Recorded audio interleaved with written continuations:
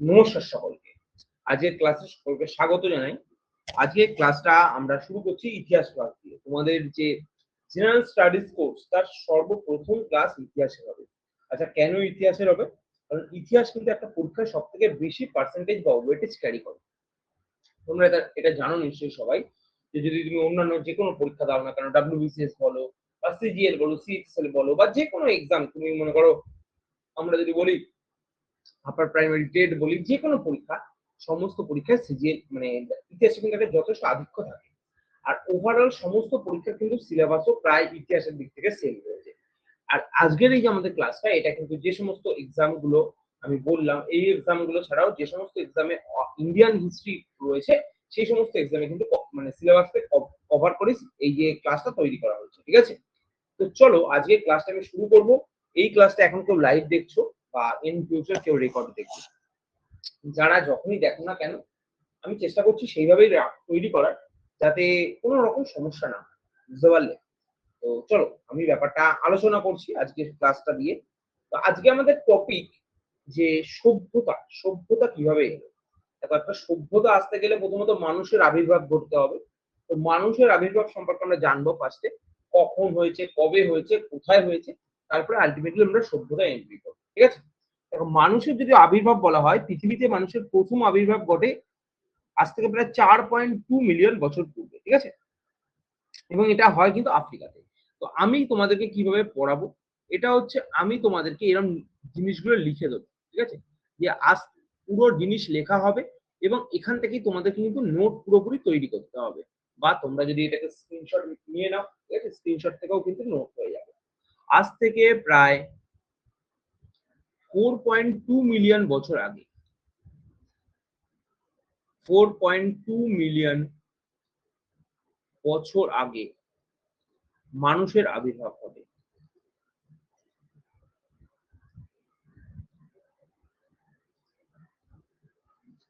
আচ্ছা, আমি কেন লিখে লিখে পড়াচ্ছি? কারণ যাতে তোমরা একসঙ্গে নোটটাও তৈরি করতে পারো। ছোটবেলা থেকে স্কুলে তো এরকম ভাবেই পড়েছো। আচ্ছা, এবং কোশ্চেন আসতে পারে এটা কোথায় ঘটে। এটা ঘটে কিন্তু আফ্রিকাতে। ঠিক আছে, আফ্রিকাতে প্রথম এই জিনিসটা ঘটে। তাহলে এখান থেকে দুটো কোশ্চেন আসতে পারে এবং দুটো কোশ্চেনের তোমরা অ্যান্সার কিন্তু সঠিক করে দেবে। ঠিক আছে, বোঝা গেল? এবার আমরা জানবো যে এই জিনিসটা তো আফ্রিকাতে হলো, ভারতে এই জিনিসটা কবে হলো। ঠিক আছে, আমরা যদি বলি ভারতের মধ্যে শিবালিক পর্বতের যে পার্বত্য অঞ্চল, সেখানে আজ থেকে প্রায় 10 থেকে 14 মিলিয়ন বছর পূর্বে, ঠিক আছে, মনুষ্য জাতির বা মনুষ্য জাতির যে মানে প্রাণীয় ফসিল সেটা কিন্তু পাওয়া গেছে। এবং এছাড়াও আমরা যদি বলি যে মানুষের বসবাস নিয়ে, যে নর্মদা উপত্যকাতেও কিন্তু মানুষের বসবাসের অস্তিত্ব পাওয়া গেছে। তাহলে দুটো জায়গাতে, একটা হচ্ছে শিবালিক পর্বত, একটা হচ্ছে শিবালিক পর্বত, আর একটা হচ্ছে নর্মদা উপত্যকা।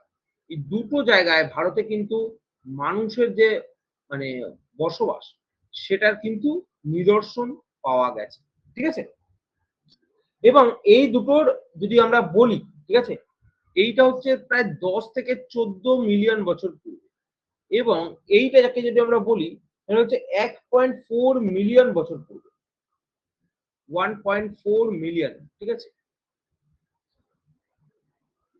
বছর পূর্বে। ঠিক আছে, এবার বলো কোনটা আগে হয়েছে, কোনটা পরে হয়েছে, তোমরা বুঝতে পারছো। ঠিক আছে, এরকম ভাবে কিন্তু মানুষের আবির্ভাবটা, তখন মানুষ মেনলি যদি আমরা বলি মানুষের যে অস্তিত্ব, তখন যে হোমোসেপিয়েন্স, সেটা কিন্তু প্রথম আবির্ভাব এরকম ভাবেই ঘটে।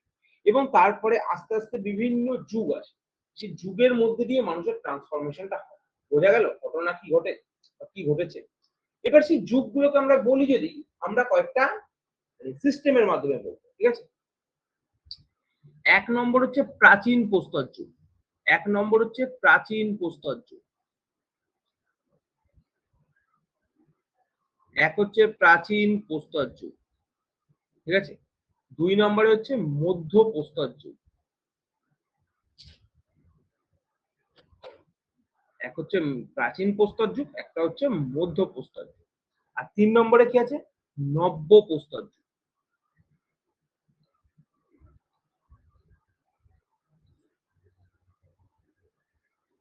এই তিনটে যুগে মানুষের আলটিমেটলি আবির্ভাব ঘটে। ওকে, এবার এই প্রাচীন প্রস্তর যুগের মানে আমরা যদি দেখি সেটা মানে ইংরেজিতে যেটাকে বলে এটাকে বলা হয় ইংরেজিতে প্যালিওলিথিক, এটাকে ইংরেজিতে বলা হয় প্যালিওলিথিক।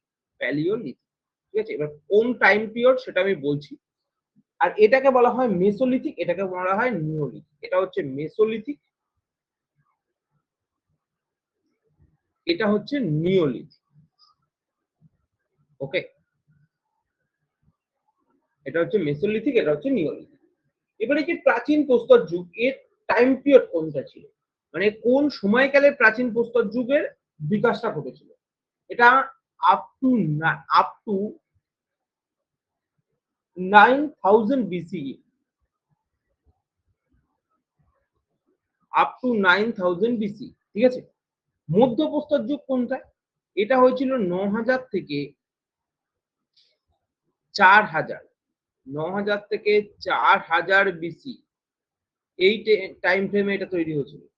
আর এইটা যদি বলা হয় নব্যপ্রস্তর যুগ, এটা হচ্ছে 4000 থেকে 1800 বিসিই, এই টাইম ফ্রেমের মধ্যে এটা তৈরি হয়েছিল। ওকে, এই তিনটে সময়কালের মধ্যে কিন্তু প্রাচীন প্রস্তর যুগ, মধ্যপ্রস্তর যুগ এবং নব্যপ্রস্তর যুগের নিদর্শন দেখা যায়। ঠিক আছে, ক্লিয়ার তো? এবার আমরা আরেকটা ইনফরমেশন এখান থেকে জানবো। এই যে আমরা প্রাচীন প্রস্তর যুগ বলছি না, এই প্রাচীন প্রস্তর যুগের মধ্যে আবার তিনটে মানে পার্ট রয়েছে। একটা হচ্ছে লোয়ার প্যালিওলিথিক, একটা হচ্ছে মিডিল প্যালিওলিথিক, একটা হচ্ছে আপার প্যালিওলিথিক। আমি এটাকেই এই সাইডে লিখছি। 1 নম্বরে রয়েছে লোয়ার প্যালিওলিথিক, লোয়ার প্যালিওলিথিক। 2 নম্বরে রয়েছে মিডিল প্যালিওলিথিক।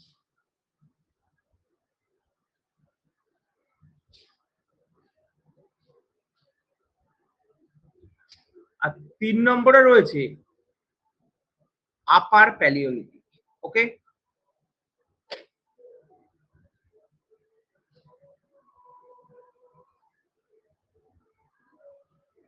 এইভাবে কিন্তু টোটাল যুগটা, ঠিক আছে, মানে ছড়িয়ে পড়ে বা যুগটার বিকাশ ঘটে এবং এই যুগের মাধ্যমে কিন্তু আলটিমেটলি সভ্যতার বিকাশ হয়। বোঝা গেল? এবার আমরা ধীরে ধীরে প্রত্যেকটা যুগের বৈশিষ্ট্য জানবো। ঠিক আছে, যেমন মনে করে প্রস্তর যুগ, প্রস্তর যুগের মধ্যে লোয়ার, মিডিল, আপার, তারপর আমরা মধ্য প্রস্তর যুগ, তারপরে নব্য প্রস্তর যুগ, এরকম ভাবে প্রত্যেকটা ধীরে ধীরে জানবো ইনফরমেশন। ঠিক আছে, এবার সবার ফার্স্টে আমরা যেটা সম্পর্কে জানবো সেটা হচ্ছে প্রস্তর যুগ বা প্যালিওলিথিক এজ। সবার ফার্স্ট আমরা যেটাকে জানবো সেটা হচ্ছে প্রস্তর যুগ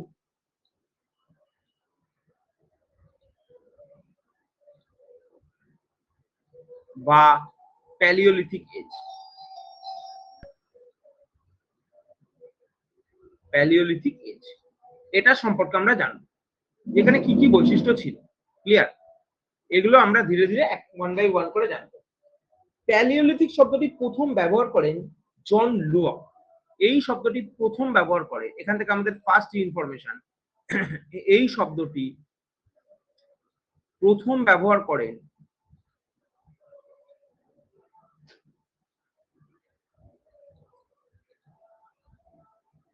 জন লুবক।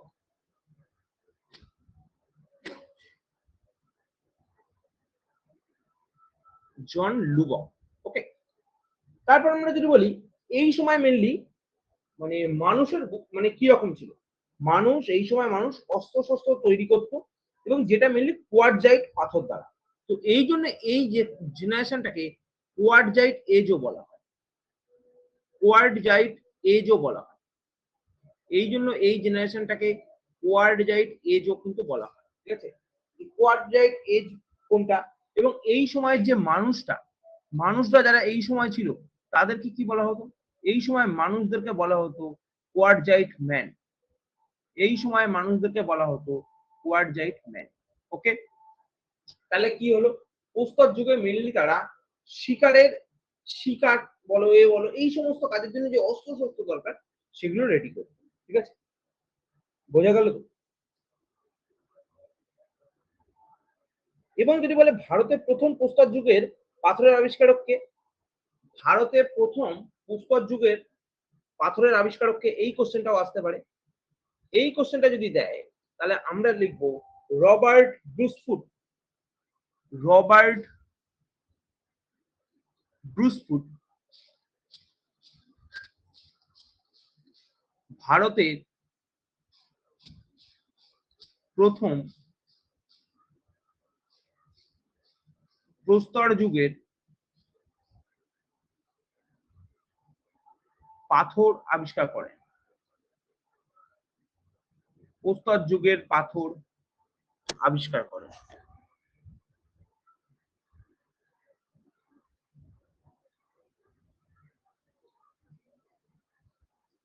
ক্লিয়ার?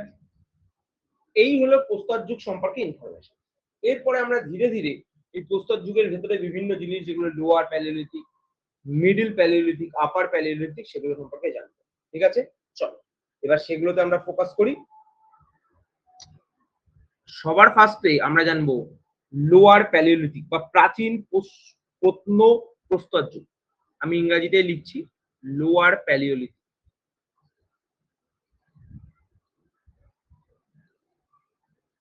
Lower palaeolithic age. এই সময় আমরা কি কি ইনফরমেশন জানলাম, ঠিক আছে? এই সময় আমাদের জানা ইনফরমেশন গুলোকে আমি এখানে কিন্তু এবার লিখছি, ঠিক আছে? লোয়ার প্যালিওলিথিক এজে মেনলি মানুষ কি ধরনের অস্ত্রশস্ত্র ব্যবহার করত? তারা মেনলি হাতের তৈরি যে কুঠার আমরা কাঠারি বলি না, সেগুলো ইউজ করতো, ঠিক আছে? তারপরে চাছনি বলে একটা জিনিস ইউজ করতো। এবার কোশ্চেন এখান থেকে না পরীক্ষায় যখন দেয় তখন ইংরাজি টার্মটা দেয়, বাংলা দেয় না। যদি কুঠার দেয়, কুঠার, এই কুঠারের ইংরাজি হচ্ছে হ্যান্ডেক্স।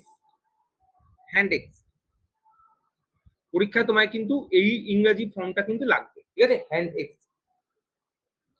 দ্বিতীয় হচ্ছে কাঠারি। কাঠারি ইংরাজি হচ্ছে চপার।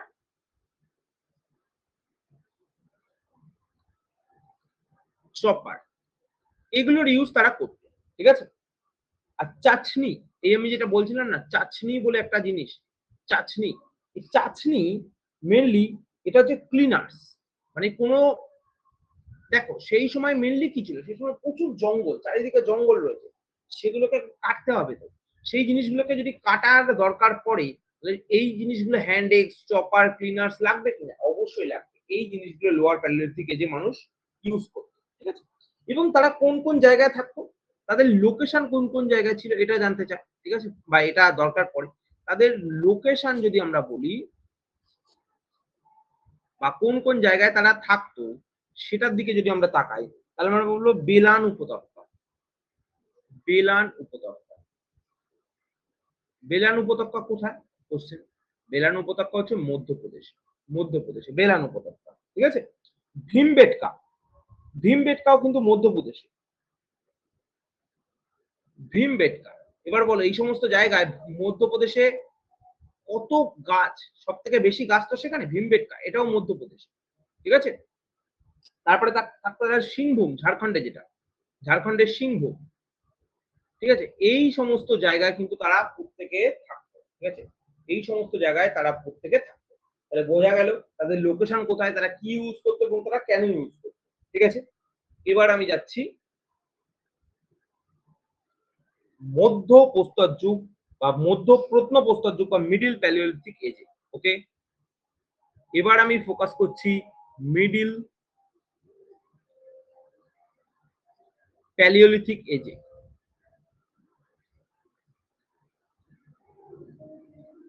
মিডিল প্যালিওলিথিক এজ, ঠিক আছে? এটাই আমি এবার ফোকাস করছি, ঠিক আছে?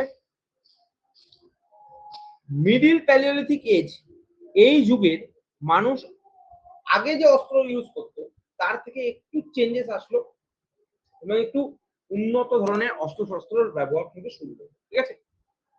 মেনলি পাথরের তৈরি অস্ত্র। আমরা যদি বলি সবার প্রথম এখানে যে জিনিসটা লক্ষ্য করা গেল সেটা হচ্ছে পাথরের তৈরি অস্ত্র এই সময় প্রথম ব্যবহার করতে লক্ষ্য করা গেল। পাথরের তৈরি অস্ত্র, ঠিক আছে? পাথরের তৈরি অস্ত্র ব্যবহার করতে প্রথম লক্ষ্য করা গেল। ক্লিয়ার? এবং পাথরের তৈরি অস্ত্র তারা কেন ব্যবহার করতো? কারণ এই অস্ত্র খুব তীক্ষ্ণ হতো, শার্প, খুব শার্প হতো, ঠিক আছে? কাঠের থেকে অবভিয়াসলি স্ট্রং হবে, ঠিক আছে? এবং এইগুলোর মধ্যে তারা যে জিনিসগুলো মানে ইউজ করতো, ঠিক আছে, সেটা হচ্ছে, আমি তার নাম লিখে দিচ্ছি আগের বার যেমন লিখেছিলাম। একটাকে তারা বলতো ব্লেড। ব্লেড, একটাকে বলতো ব্লেড, ঠিক আছে। আর একটাকে তারা নাম দিয়েছিল ক্ষুদানাস্ত্র বা বোরার, বোরার, BOARER, বোরার। এটা মেনলি কি করতো, এটা কিসে সাহায্য করতো, খননে সাহায্য করতো, খনন, ছেদনাস্ত্র। মনে করো আলটিমেটলি সেই সময় তো ভূমিরূপটা ভাবো, তারা যে জায়গাগুলো থাকছে নিচে পাথর, গাছ গাছালি, সেগুলোকে তো কেটে সরাতে হবে, তারপরে তো মানুষের বসবাসযোগ্য জমি বা ভূমিরূপ হয়ে উঠবে। সেই জন্য তারা এগুলো ইউজ করতো। এবং তাদের যদি লোকেশন বলা হয়, তারা কোন জায়গায় থাকতো, তাদের যদি লোকেশনটা আমরা বলি, তারা কোন জায়গায় থাকতো, তাহলে এক্ষেত্রে আমরা দেখবো তারা যে জায়গাগুলো থাকতো সেটা হচ্ছে সোন নদীর উপত্যকা, নর্মদা নদীর উপত্যকা। সোন, সোন কোথায়, সোন হচ্ছে উত্তরপ্রদেশে, ঠিক আছে, আমাদের মধ্যপ্রদেশ উত্তরপ্রদেশে। নর্মদা কোথায়, নর্মদা হচ্ছে আমরা যদি বলি মধ্যপ্রদেশ এবং গুজরাট। এবং সোন, নর্মদা, তুঙ্গভদ্রা, তুঙ্গভদ্রা কার উপনদী, কৃষ্ণের উপনদী, ঠিক আছে, আলোচনা করবো এগুলো জিওগ্রাফি ক্লাস, ঠিক আছে। এই সমস্ত নদীর উপত্যকায়, নদীর উপত্যকায় কেন গেল, এখানে জল আছে, এখানে সাধারণত শাকসবজি তাড়াতাড়ি চাষ হয় এবং এখানে ভেজিটেশন অনেক ফাস্ট হয়। এই জন্য কিন্তু তারা মিডল প্যালিওলিথিক এজে তারা এই সমস্ত জায়গায় গেল। এবং আলটিমেটলি দেখো আপার প্যালিওলিথিক এজে তারা যেখানে থাকতো সেখানে সাধারণত ফরেস্ট ছিল, সেখানে সাধারণত ফরেস্ট ছিল। আর লোয়ার প্যালিওলিথিক এজে তারা যেখানে গেল তার আশেপাশে রিভার বেশি। রিভার বেশি মানে কি, রিভার বেশি মানে এই এজে তারা যেখানে গেল সেটা অবভিয়াসলি অ্যালুভিয়াল একটা ল্যান্ডে, অ্যালুভিয়াল একটা বা উর্বর একটা ল্যান্ডে তারা কিন্তু গেল। ক্লিয়ার, বোঝা গেছে? প্রত্যেকটা জিনিস ধীরে ধীরে বোঝাচ্ছি, বোঝার চেষ্টা করো, ঠিক আছে। এরপরে আমরা আলোচনা করব আপার প্যালিওলিথিক এজ নিয়ে, এরপরে আমরা আলোচনা করব আপার প্যালিওলিথিক এজ নিয়ে, ঠিক আছে। যদি কারোর কোনো কোশ্চেন থাকে অবভিয়াসলি শেষে গিয়ে কোশ্চেন করবে, ঠিক আছে, মাঝখানে প্লিজ কেউ কোশ্চেন করবে না, তাহলে আমার ক্লাসের যে রিদমটা আছে সেটা নষ্ট হয়ে যাবে। যা যা কোশ্চেন অ্যাটেন্ড করবো, ঠিক আছে, আপার প্যালিওলিথিক এজে গিয়ে, ঠিক আছে। এই আপার প্যালিওলিথিক এজে তারা যখন গেল, তারা আলটিমেটলি, ঠিক আছে, এর আগে তারা কিন্তু আধুনিক মানুষ ছিল না। আপার প্যালিওলিথিক এজে গিয়ে আধুনিক মানুষের প্রথম আবির্ভাব ঘটল, যেটাকে আমরা হোমোসেপিয়েন্স বলি, হোমোসেপিয়েন্স। এর আগে তারা ছিল হোমো ইরেকটাসের মধ্যে, বা এটাকে আধুনিক মানব বলা হয়, আধুনিক মানুষ যেটা আমরা বর্তমানে, বুঝতে পেরেছো? এই আধুনিক মানুষের ট্রান্সফরমেশন আপার প্যালিওলিথিক এজে গিয়ে ঘটল। এবং এই যুগে তাদের মেনলি মানে তারা যদি বলা হয়, এর আগে তারা কি, তারা শিকার করে খেত, বুঝতে পারছো, বনে থাকতো। তো শিকার থেকে তাদের শিকারী যে সিস্টেম, সেই শিকার থেকে পশুপালন এবং এগ্রিকালচার, পশুপালন আর এগ্রিকালচার। কেন পশুপালন হলো এবার তুমি রিলেট করতে পারবে, পশুপালন আর এগ্রিকালচার, এই দুটো শিফট হলো। এবার তুমি ভাবো আমি কি বললাম একটু আগে, তারা যেখানে ফরেস্ট থেকে তারা গেছিল কোথায়, ফরেস্ট থেকে তারা গেছিল অ্যালুভিয়ালে, তাই তো।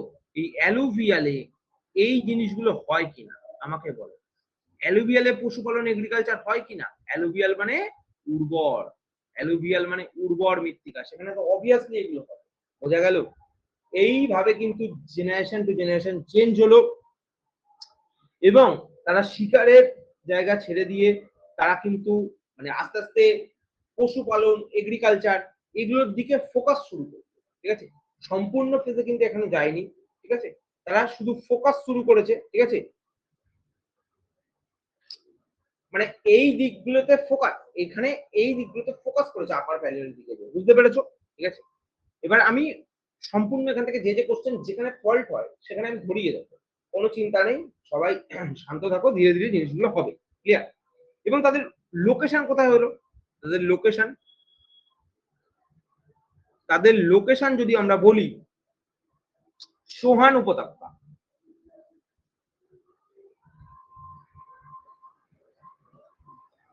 সোহান উপত্যকা, এটা কোথায়, এটা হচ্ছে পাঞ্জাবে, পাঞ্জাবে, ঠিক আছে।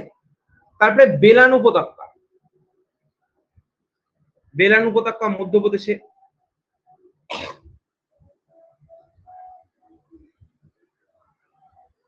ঠিক আছে। তারপরে হচ্ছে আত্মিরাম পক্কম, তারপর হচ্ছে আত্মিরাম পক্কম।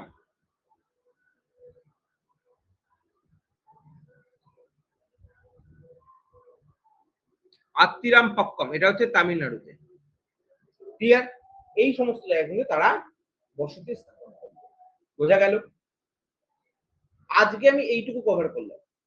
নেক্সট ক্লাসটা এর পর থেকে যে আছে মধ্যপ্রস্তর যুগ, নব্যপ্রস্তর যুগ এবং তার পরের যে যুগটা সেটা কভার করব। ঠিক আছে? তোমরা আই থিংক বুঝতে পেরেছো কতটা কিভাবে কি হচ্ছে। নেক্সট ক্লাসে তোমাদের বাদবাকি জিনিসটা কিন্তু কভার হবে। ঠিক আছে? চলো।